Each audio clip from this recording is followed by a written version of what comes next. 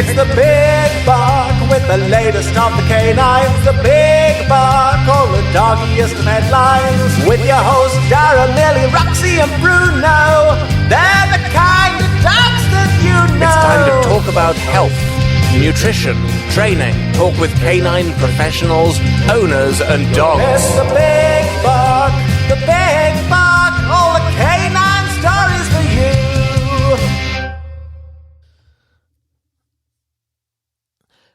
Hello and welcome back, dog lovers, to another tail-waggingly awesome episode of the Big Bear Podcast.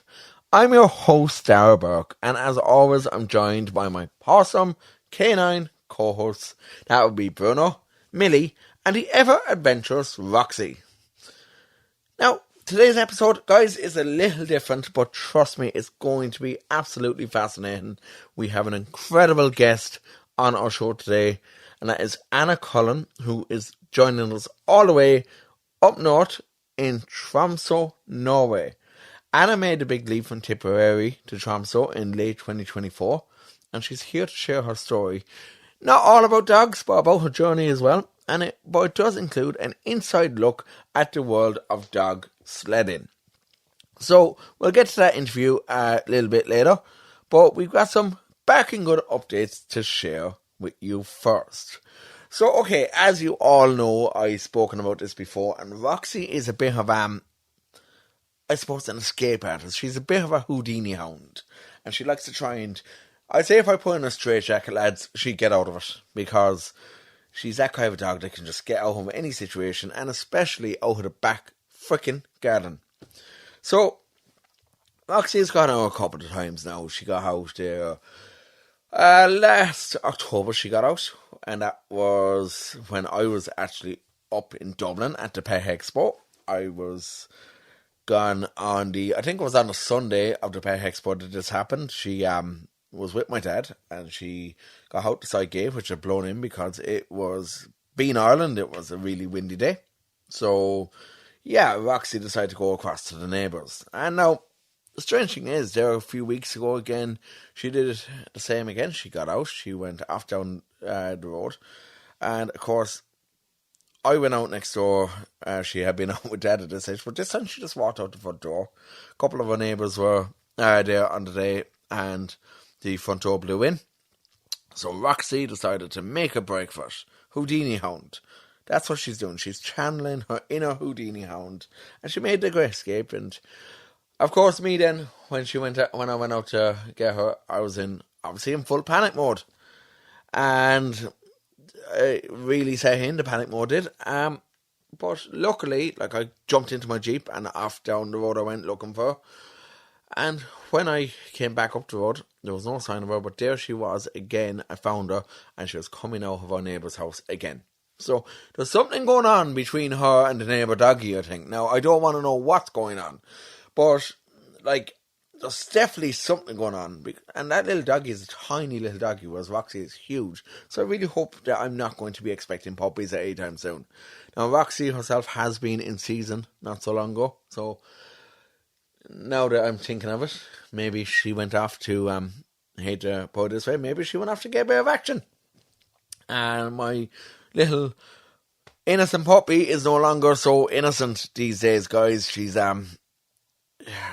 a bit of a go-getter, and she, look, our neighbours are great, they're big dog lovers themselves, so talking about them there not so long ago, they actually find the whole thing kind of hilarious.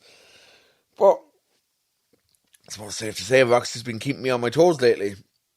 We were meant to be actually going man-trailing tomorrow, given for an introduction workshop up with Glenard Dogs, but unfortunately due to the yellow warning, wind warning, I believe it's in place for Limerick and Munster, we have decided that, well, actually it wasn't that we decided, unfortunately they had to cancel it and postpone it for a later date. But sure, look, we'll get there on the later date, and hopefully when we get to our later date and try out the man trailing, then it will be a much nicer day as well for it, because this is Ireland, and this is still, I know we're going into March soon up, but this is still technically winter. Now, okay, speaking about our little four-legged escape artist, we have a barking mad deal to share with you. we've teamed up with our friends at Tractive GPS to bring you an exclusive offer until the end of February. Now, if you're looking for peace of mind when your pup is off exploring or bouncing on a trampoline, for example, in your neighbour's house, Tractive's GPS tracker is an absolute game changer. I got one of these for Roxy not so long ago. They're about 4 weeks ago, 5 weeks ago. And I've been using it since. I'm signed up to the Tractive premium plan as well. And I can see everything on this, guys. I can see like her wellness. I can see her sleep. I can see if she's sleeping too much during the daytime. I can see every single place that she goes to. So Roxy, if you're listening to this, and I've told you many times before, you cannot hide from me anymore. There's no more Houdini stuff with Roxy now. But now until the end of February, so up until February 28th, you can fetch yourself a 30% discount on Tractive trackers using our special promo code BIGBAR30 at checkout. It's perfect for keeping tabs on your furry adventures, whether they're hiking, running, or in Roxy's case, attempting maybe to join the circus. I don't know what she gets up to when she leaves, but I'm fairly sure if my neighbours had a trampoline, she will be bouncing up and down it. So head on over to Tractive's website, which is tractive.com, and when you're at the checkout, enter the code BIGBAR30 to grab your discount before it's gone. Now, you can also go to the link in our bio on our Instagram or Facebook page, and that link will automatically apply the 30% discount for you. Now, okay, before we go on to our main topic, which is our chat with Anna Cullen, we are going to chat about something really, really super exciting, and this is something that I am thrilled about. The Big Bark is going to the biggest dog show in the world. We are going to Crufts, and we will be at Crufts 2025 on Thursday and Friday, the 6th and 7th of March. I need to just check my calendar on that because I'm not great with dates, but I have the flights in our book. But yes, the 6th and 7th of March, we are going to be in Birmingham. We will be coming live from Crufts on the 7th of March in particular. That's going to be our main day there. That's right, we're going to the biggest dog show in the world. We're going to bring you all the behind the scenes action. We're going to be interviewing some of the top competitors in flyball, agility. We're going to be sniffing out the best of the best in the dog world. We'll be chatting to some of the exhibitors there in the shopping hall. We'll be chatting with handlers, with trainers. And of course, we will be chatting with the real stars of the show, the dogs. So we'll be going live on social media throughout the event as well. So be sure to follow us on Instagram, Facebook, and on TikTok too. We couldn't be bothered with Twitter anymore because, well, it's a very toxic place. So I've kind of given up on Twitter. But look, we'll have exclusive updates, interviews, and we're going to have a few big surprises. I have a couple in line, lined up, a few huge surprises. And you're never going to believe what they are, but they are going to be super huge, and we are going to be featuring some of the biggest guests live from Crufts that we have ever had on the Big Bar podcast. It does not get bigger than this, guys, and be sure that you listen in to our Crufts special on the 9th of March. We're going to be bringing to you that weekend. We'll have all the interviews from Crufts, and we're going to be chatting with like lots and lots of people. It's going to be a very tiring day, I guarantee you that. But myself and Jen are really, really looking forward to going over to Crufts, over to Birmingham, spending a couple of days over there, checking out all the brilliant techie products, the techie stuff for dogs, the biggest toys for dogs, the biggest treats for dogs. We will be chatting with lots and lots of doggies, and we're going to be really, really looking forward to this. So that is on we'll bring you the full episode, the Crufts special, on the 9th of March, and we will have lots of surprises in store for you. I waffle on a lot, lads. Sorry about that. But okay, let's move on. We're going to keep this moving here, guys, because we are going to be moving on now to our big segment here, our main segment of the show. And that is chatting with Anna Cullen, who we will be chatting to right after this. Are you tired of using low-quality bags to pick up after your dog? Do you get dog poop all over your hand when cleaning up their mess? What you need is a mutt mitt, a strong 2-ply bag that makes it super-duper easy and hygienic to pick up your dog's waste. Check it out on muttmittsireland.ie. Mutt mitts, better than a bag. Proud sponsor of the Big Bark podcast. Okay, and I'm delighted to be joined now by Anna Cullen. And I'm not sure if anyone is aware of Anna's journey, but Anna recently moved to Norway, and her journey has been featured on the Irish Independent. It was featured on 2FM there recently, and it's a very interesting move, so I'd like to welcome Anna to the show. Anna, big welcome to the Big Bark, and thank you for joining me.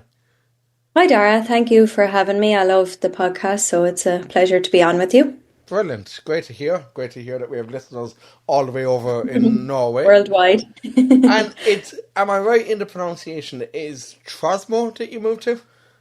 Tromsø. Tromsø. Yeah, so it's 350 kilometers above the Arctic Circle. So yeah, it's an interesting place, and yeah, an interesting choice of somewhere to move, I think. I don't think many people can say that they've lived in the Arctic.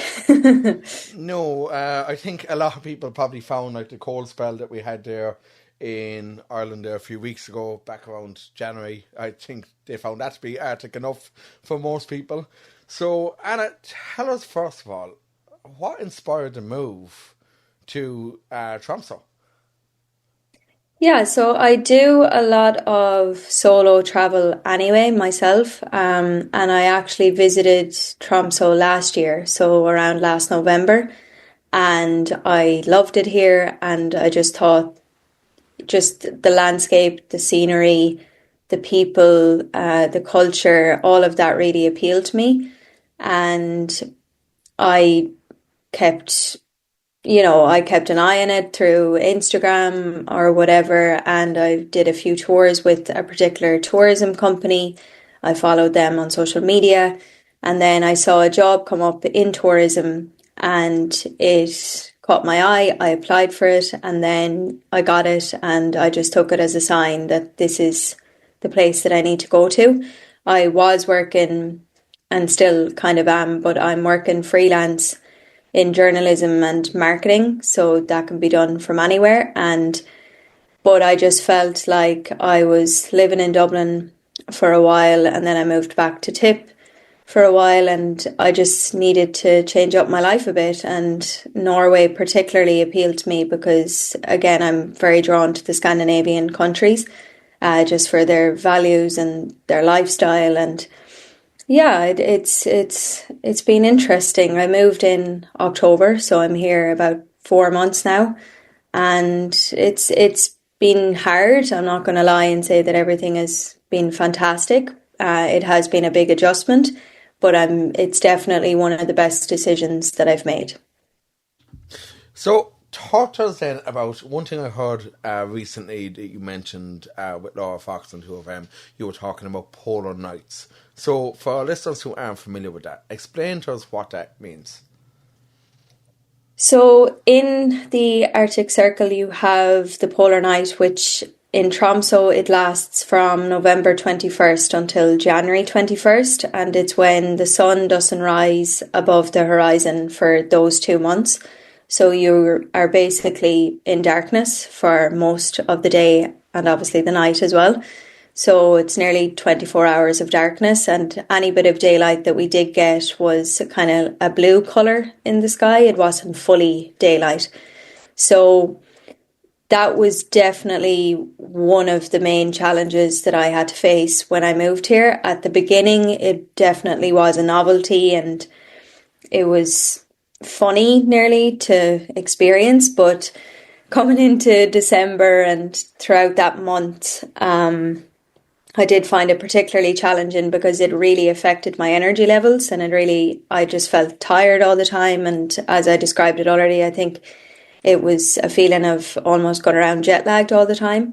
And that was really hard because I still had to function the same. So it was a bit tricky day to day, but thankfully it ended on January 21st, and now it is a lot brighter here. The sun rises around 8:30 in the morning and it sets around 3:30, which is still early, but it's better than what it was.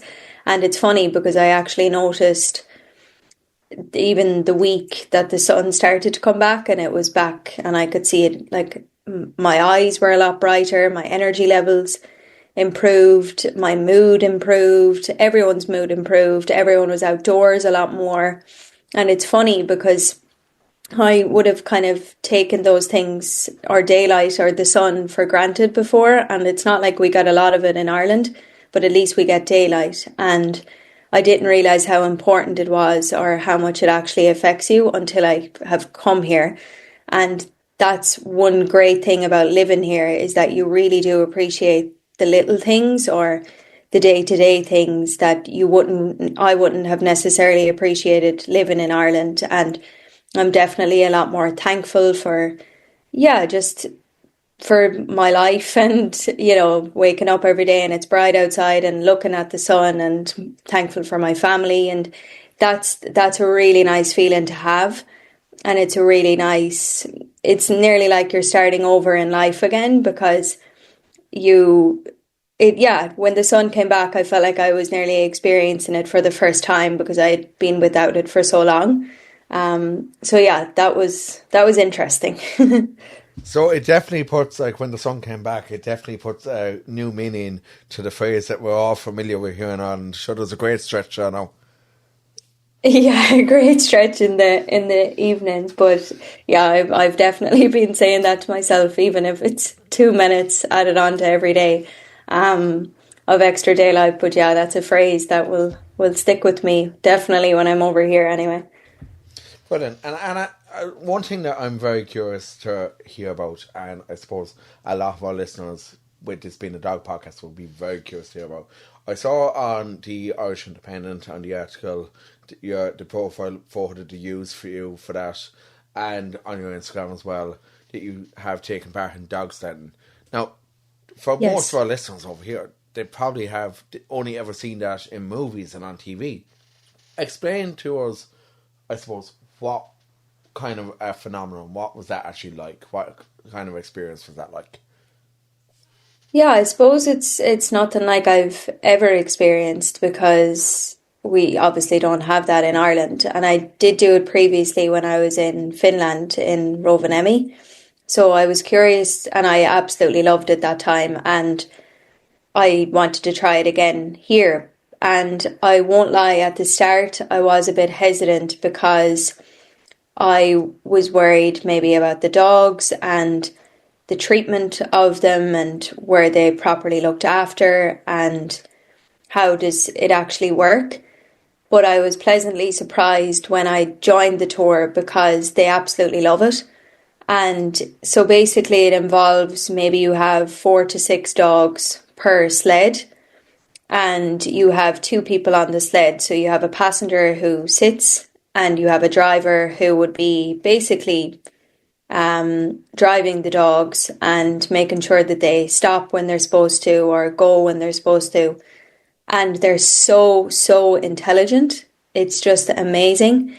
And they're all joined by these leads, and they basically pull the sled, and it's just what they were born to do. And it's so natural in them. And it's just fascinating how they can be trained to do something like that. And they just love the snow, they love the cold, and they're just highly intelligent dogs. And they're treated so well, and that's really nice to see. And they're not overworked, they're really well looked after, and you'd know that when you go there, that they just ooze happiness. And when they're rolling around in the snow or they're playing with each other, it's really funny. But the actual activity itself is very safe as well, because I was a bit hesitant to participate in case, I just didn't really know what to expect. But it's very safe. You don't go that fast. You're monitored all the time with guides, and you're explained the safety rules and what to do, what not to do, what would maybe trigger the dogs, but they're so well trained to do this that it's actually a really fun activity, and I would recommend anybody that's coming to Tromsø or Sweden or Finland to definitely try it, because it's a once in a lifetime thing. It's a really, really cool activity.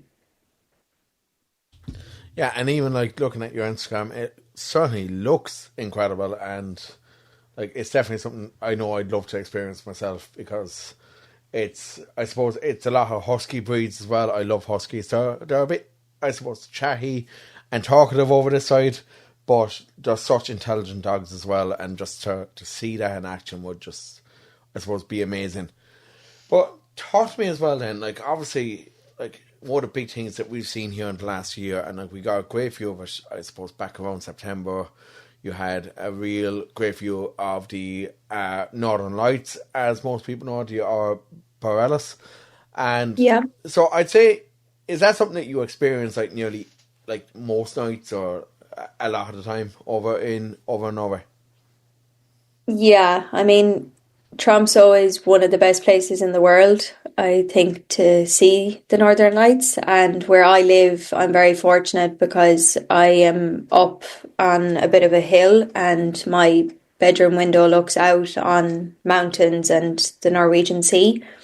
And there's little light pollution around me, so most evenings I can actually see the Northern Lights from my window.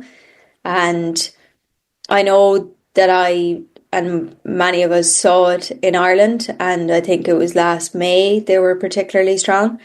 But it's different here. I feel in Ireland it's more, it just lights up the sky and they don't move. But here you can actually see them moving in the sky, and you can see them dancing, is what they call it, and swirling, and you can actually see the colours as well in it.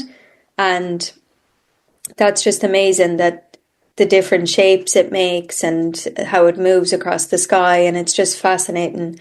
And it's funny because when I first moved, I was looking out for it all the time, and I was looking out my window all the time. And now even when I come home from work or on the walk home from work, I can look up and I can see it.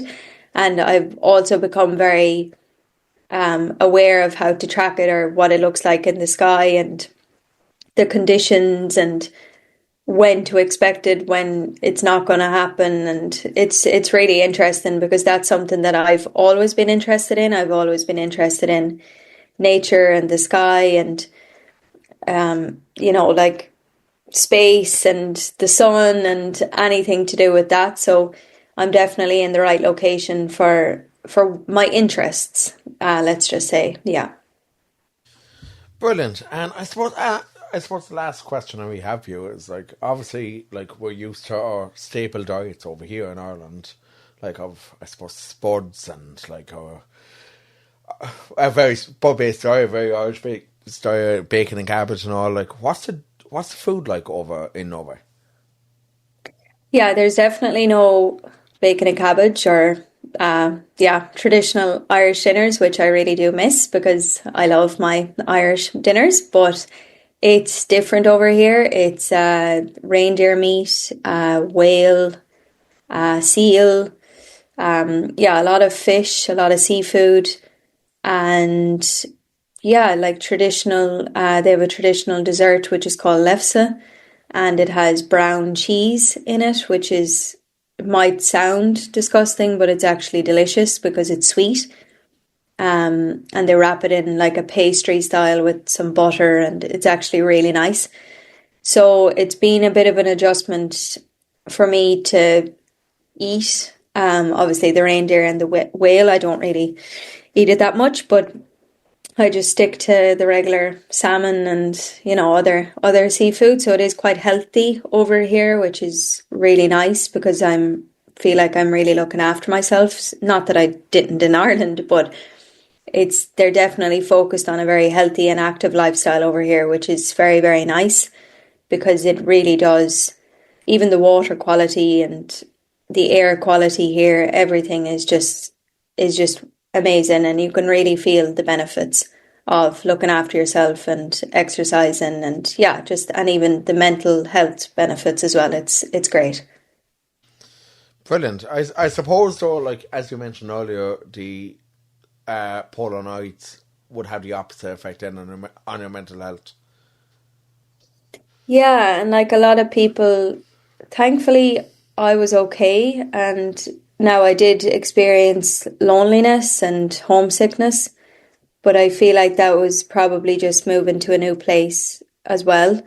Luckily I was okay, but I'm friends with people and I worked with a lot of people who did really struggle, and there is a very fine line with, like, during the polar night, with, you can spiral very easily. So that's when it's very important to look after yourself mentally and to actually spend time with people and socialise and meet friends, whether even if it's just grabbing a cup of coffee somewhere, and not to be inside all the time and, in the darkness all the time, or spending too much time with technology, because you can get into a very dark place very quickly, and it's very hard to get out of that when you are in it for 2 months, and then you could feel like that for longer. So that's when I prioritised just really having a routine. So getting up at the same time every day and going to work helped with that. And as I mentioned, staying active, exercising and eating properly also.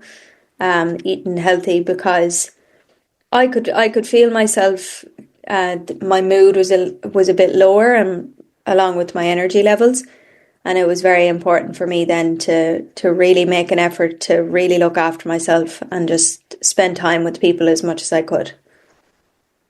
Brilliant, Anna. And Anna, if anyone wants to follow your journey over in Tromsø, what's the best place to follow you? Yeah, I have an Instagram page. It's Anna Travelista. It's all about my travels and documenting my life here, but also any other places I've been to. And I'm also on TikTok, so Anna_Cullen also. Brilliant. Anna, listen, thank you so much for coming on today and sharing all about your journey. And we look forward to following you on Instagram. We're not on TikTok properly yet, but we'll get there. We'll get there. Thank you so much, Darragh. No problem at all. And best of luck with all your travels. Thank you so much.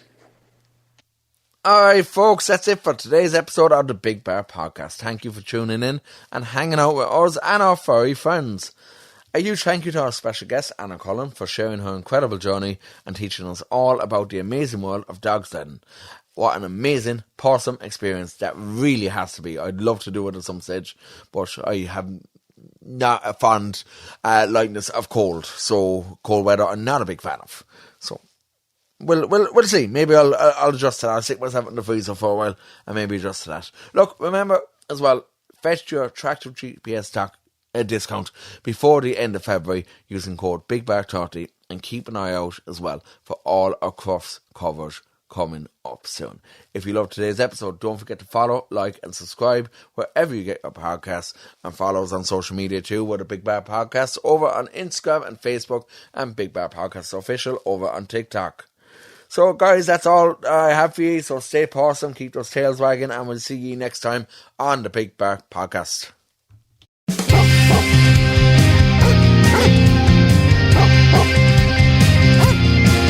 It's the Big Bark with the latest of the canines. The Big Bark, all the doggiest of headlines. With your hosts Darragh, Millie, Roxy and Bruno. They're the kind of dogs that you know. It's time to talk about health, nutrition, training, talk with canine professionals, owners and dogs. It's the Big Bark, the Big